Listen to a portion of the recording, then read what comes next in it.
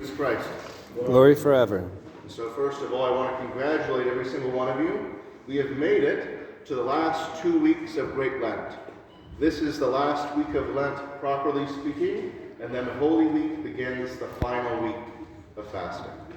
So congratulations on that. But as we know, for every Sunday of this Lent, or every Lent, each Sunday is dedicated to a particular theme, a particular image, or a particular saint to have as an example. And this Sunday is no different.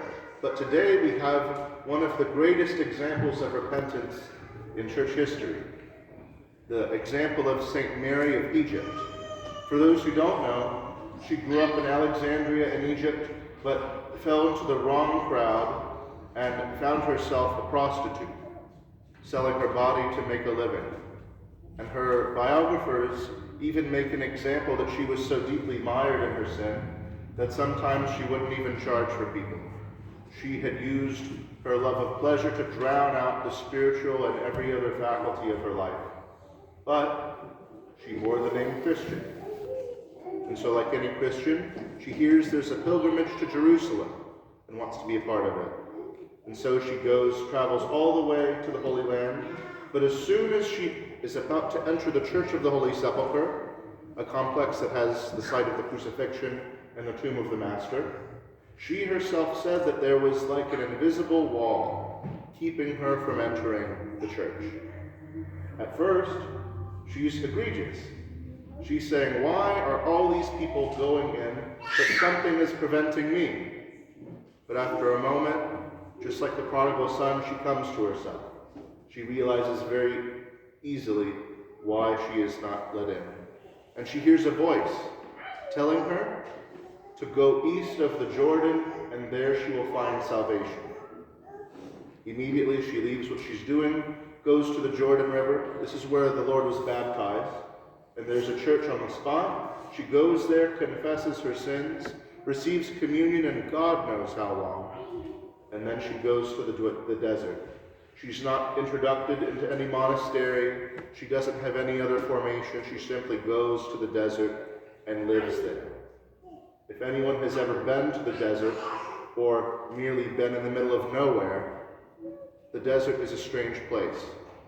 There comes with the desert an exterior silence, but anyone who's spent more than, an hour without their iPhone or without the radio on for a car drive realizes that that exterior quietness is replaced with interior noise. And as people begin to be alone with their thoughts, the thoughts bubble up.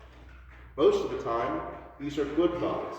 If we're avoiding someone at work, if there's a struggle in our family, if there's something we know we need to take care of and we put it off, those are the thoughts that come to the top more often than not.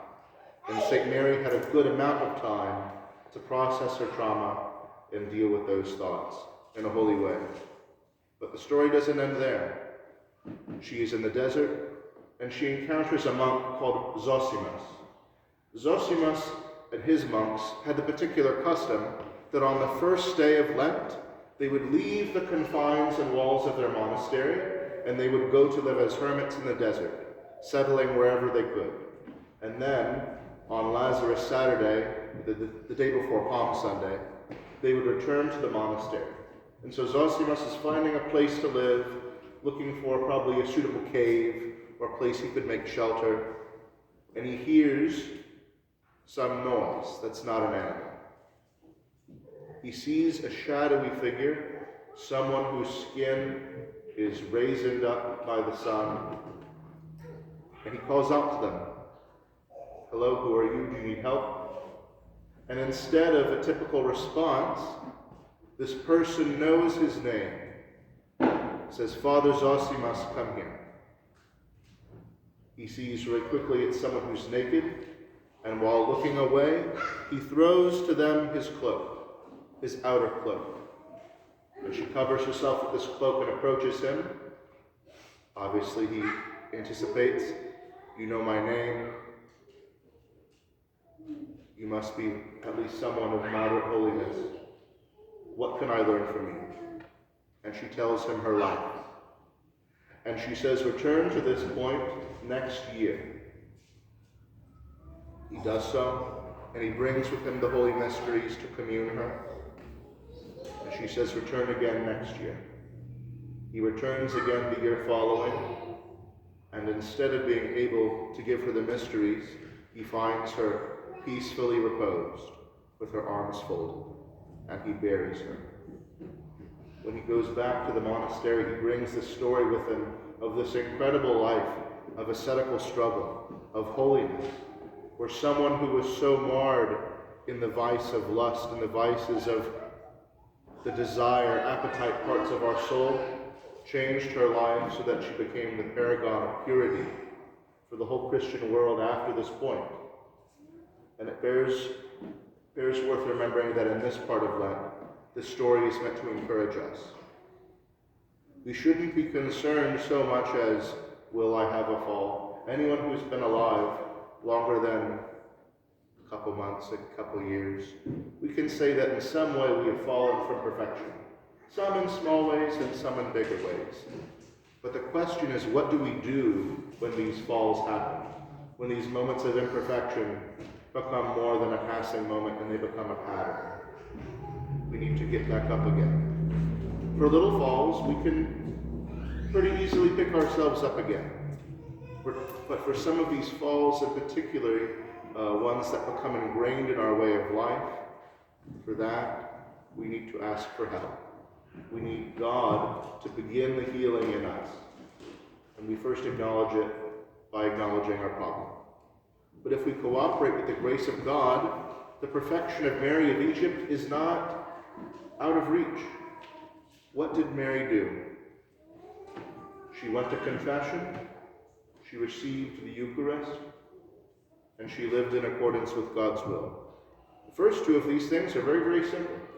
In a city of over 300 priests, there are many opportunities for confession. And after confessing, we can receive the Eucharist at all the innumerable temples and churches in town. But living according to the will of God, that is not so easy. It's simple, but it's not easy. As we've said many times before, living in accordance with the will of God, repentance, is a turning around, a turning away from our selfish will and linking up our will to God's will. Again, what is God's will for us?